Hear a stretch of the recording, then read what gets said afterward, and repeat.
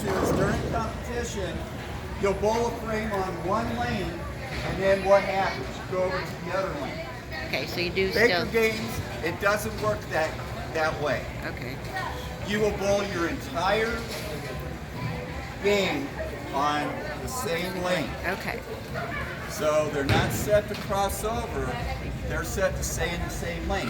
Now when you're in competition, this team you're bowling, usually Baker matches are more than one game. For example, the organization that I was talking to you about, on Sunday morning, if we made the cut, our next job is that we had 20 Baker games we had to bowl.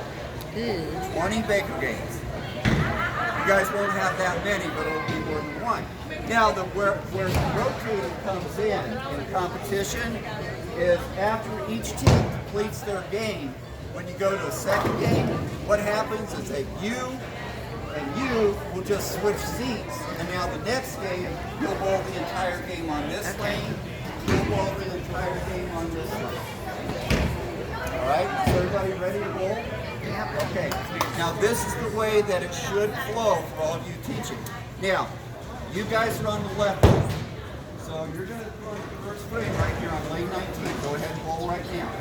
Just